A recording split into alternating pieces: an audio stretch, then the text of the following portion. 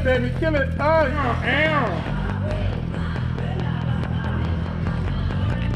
Il y a aussi des vêtements qui ont passé l'âge. Il y a des tonnes et tonnes de stocks, de choses anciennes et que bon, on peut aussi ramener. Everything I want to do in my work is a solution. It engages with the problem and actually comes out with a positive outlook. So you work with parallel with a system rather than against it.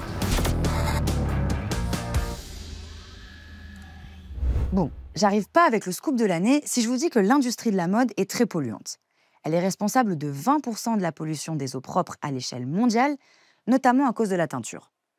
Il faut 7500 litres d'eau pour faire un seul jean, c'est l'équivalent de ce que boit un humain en 7 ans. Et chaque seconde, l'équivalent d'un camion poubelle de textile est soit jeté à la décharge, soit brûlé. Et malheureusement, dans l'Union européenne, on recycle que 1% des vêtements usés. Face à la fast fashion qui domine la mode, de plus en plus de consommateurs et de créateurs cherchent des manières de changer l'industrie. Une technique revient en particulier, l'upcycling ou surcyclage. Au-delà de la tendance, cette niche de la mode s'inscrit dans une mouvance artistique directement inspirée du mouvement dadaïste et des ready-made. C'est la récupération d'objets produits en masse réinventés en œuvres d'art. Pour comprendre la philosophie qui se cache derrière cette pratique, je suis partie à la rencontre de ceux qui n'ont pas attendu que ça soit un argument de vente pour faire du neuf avec du vieux. I'm provided with peace and love. I have a solution, and that is the custom build. That is the gold standard for sustainability within a fashion concept to create new futuristic 21st century style. Depuis les années 90, l'Écossais masqué Dr Noki récupère des vêtements qu'il assemble, découpe et transforme en pièces uniques. Certains le décrivent comme un designer d'upcycling, mais lui se présente plutôt comme un artiste textile adepte de la customisation. It's all about customization, custom build. All the other words are somebody else's, version of calling it recycling. And I've never felt like I was part of that wordiness. L'inspiration principale de Noki, c'est le dadaïsme. Ce mouvement né après la Première Guerre mondiale a érigé des techniques comme le collage et le photomontage au rang d'œuvres d'art. Les créations de Noki sont aussi des collages, mais faites avec une machine à coudre et des aiguilles. Il les décrit comme des zines, à lire sur ceux qui l'habillent, et des œuvres d'art portables qu'il oppose aux vêtements jetables. We take our scissors and we follow the line of where the creases are, and we follow it through. So now we have the beginnings of the Noki zine.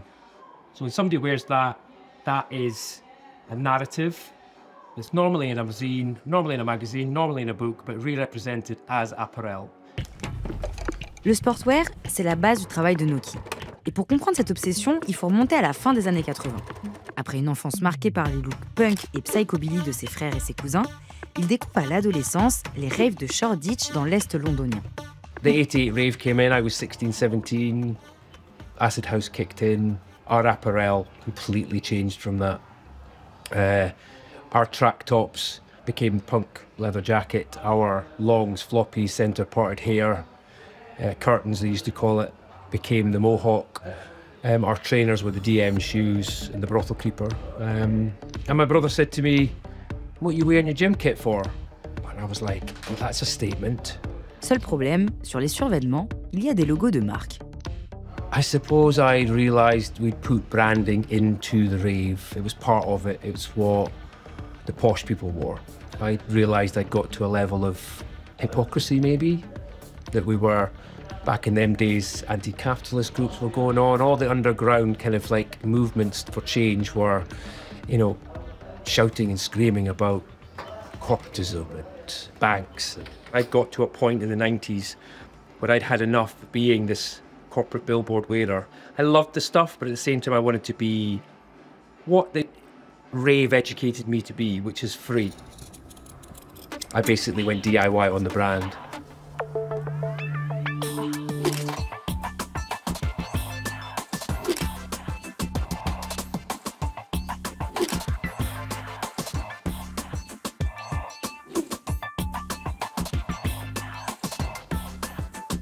If you look at a Reebok t-shirt, I can get queer okay out of it, Feel a t-shirt, you can write the filth or fag or, the words that as a queer I was subjected to. Noki, qui est dyslexique, imagine des nouveaux slogans à partir de logos qu'il détourne.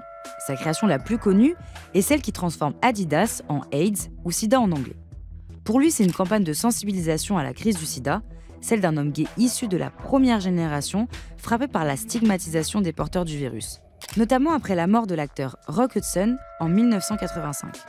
My surname was Hudson, so as soon as I got on the school bus, everybody on the school bus started chanting at me, Hudson's got AIDS and he's going to die, because that's what the papers had. So I think somewhere on the line I connected to mass media and branding and hysteria, mob mentality, and I think somewhere along the line I maybe saw the word AIDS in Adidas.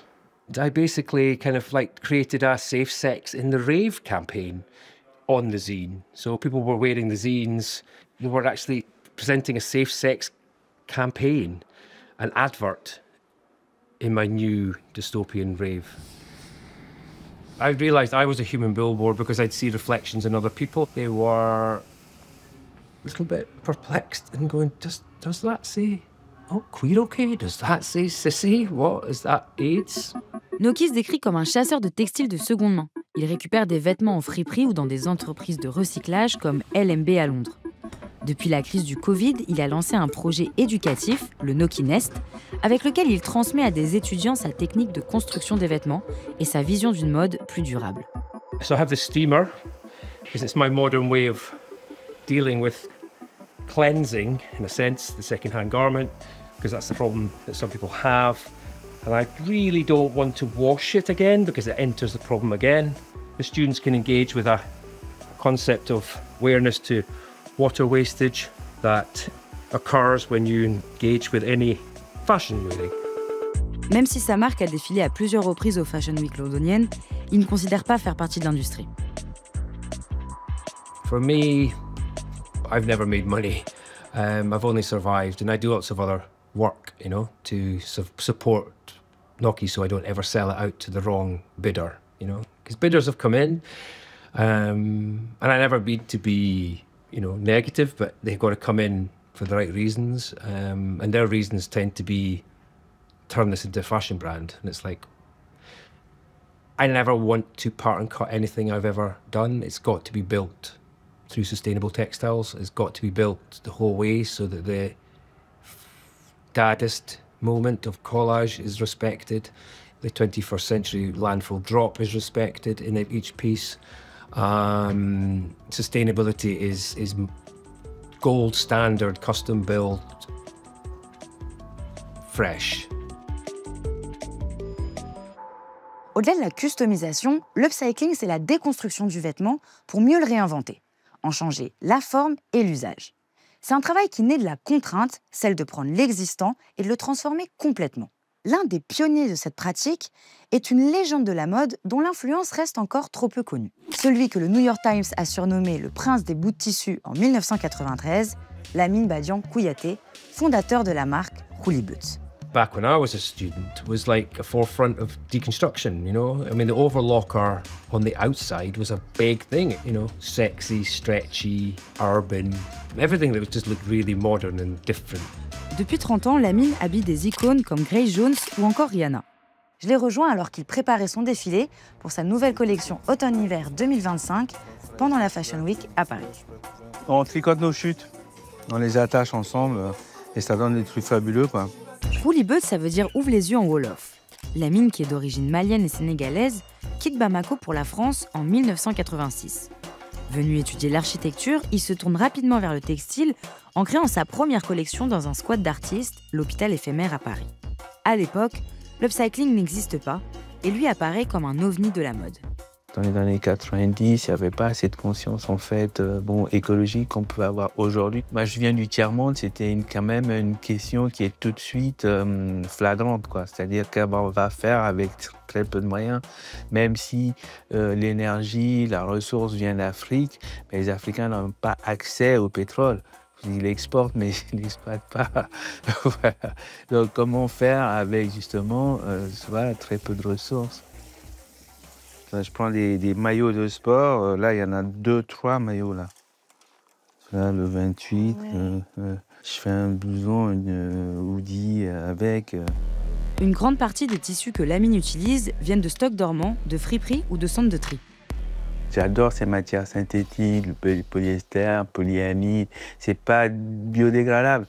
Donc je récupère des vêtements de sport, des choses comme ça, et puis je ramène ça aussi à la sauce d'aujourd'hui. Tes vêtements, ils sont très ajustables. Enfin, comment Bah dire, oui. tu fais pas des matières trop straight. Enfin, Ouais, tu fais plutôt des matières. Matière fluide, moi ouais. je dirais. Et, C'est comme l'eau. Et tu penses que ça devient d'où cette conscience-là? De la nature, des éléments qui nous entourent? Ben, l'Afrique, je pense qu'il y a, il y a un esprit animiste dans l'Afrique qui est quand même, tu vois, lié aux éléments. C'est-à-dire que l'être est sacré, mais l'être, c'est pas que l'humain, c'est tout ce qui est sur Terre. Et là, c'est du pain tissé, ça vient du Mali, du Burkina. Il y a un truc qui fait grave la particularité de ta marque, c'est les surpiqûres rouges, là. Les petites coutures rouges que tu as laissées apparentes. C'est assez flagrant sur cette collection parce qu'il y a beaucoup de choses qui sont assez disparates. Mais en fait, il faut faire le lien avec tout ça. Et c'est ça le fil rouge, en fait. C'est un peu ce que nous avons en commun, la couleur du sang, les veines qui nous traversent.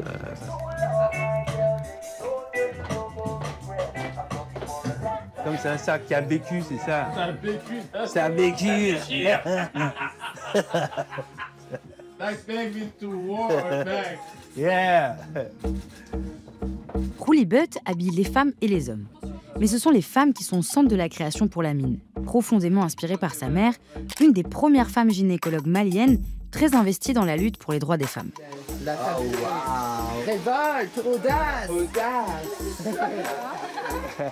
Comment est-ce que tu as commencé à dessiner des vêtements? Je pense que la mouche m'a peut-être piqué un moment où je me posais des tas de questions en fait sur les femmes en fait. Et ma mère a été quelqu'un qui a toujours aussi eu cette conscience en fait féminine et du combat féminin aussi. Donc quelque part, moi ça m'a un peu éveillé.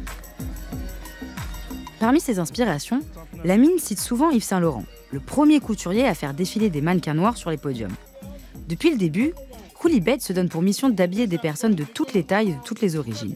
Les défilés ont lieu dans la rue et sont accessibles à tous les passants, à l'opposé de la plupart des shows très sélects de la Fashion Week. Ça doit trop bien. Moi, ce qui m'intéresse, c'est la diversité en fait. Les gens ont des morphologies complètement différentes. Et comme moi, je fais des vêtements qui sont très élastanes, élastique même. Voilà, donc c'est bien d'avoir aussi une diversité. Parce que la difficulté du prêt-à-porter, c'est ça, c'est-à-dire arriver à une fluidité où bon, ça peut aller au maximum de gens possible.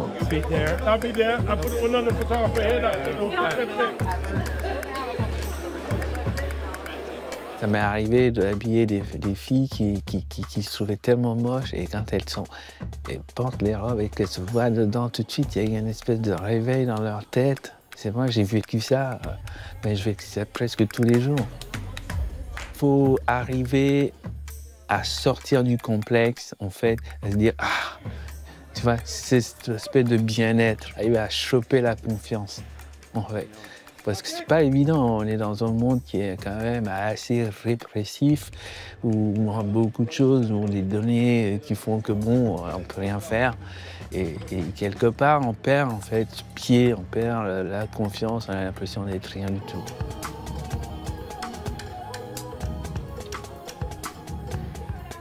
J'essaie de désenclaver la mode. Ça va l'amener aussi là où on n'imagine pas. La mode, c'est un peu un univers où les gens sont un peu entre eux. Donc j'essaie de sortir de ça et puis sortir aussi de l'ego. Et puis peut-être inviter d'autres gens à participer, à construire quelque chose avec moi, quoi. Voilà.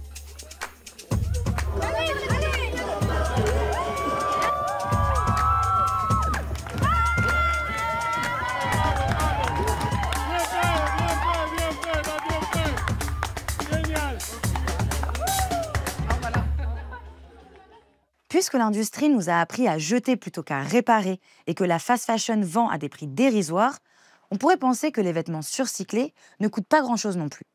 En réalité, c'est plutôt l'inverse. Déjà parce que c'est des pièces uniques, que c'est fait main, que cela prend du temps et qu'il est payé, et que malgré tout, les créateurs, eux, ne roulent pas sur l'or. Ce qu'ils prônent, c'est une rébellion tranquille, celle du respect de l'environnement, oui, mais aussi des personnes impliquées dans la création. Leur approche est radicale parce qu'ils ne cherchent pas la croissance, mais plutôt à proposer un autre modèle, pas totalement en dehors de l'industrie, mais en parallèle. L'idée, c'est pas de m'éloigner de l'industrialisation, c'est de créer cette propre industrie qui soit propre, en fait. L'idée, c'est pas d'être complètement en dehors non plus de tout. Parce que bon, je pense qu'on est dans un monde aujourd'hui où l'industrie a quand même un apport qui n'est pas négligeable. L'idée, c'est d'apporter une certaine éthique, parce que sinon, c'est pas durable. À un moment, ça va s'arrêter net.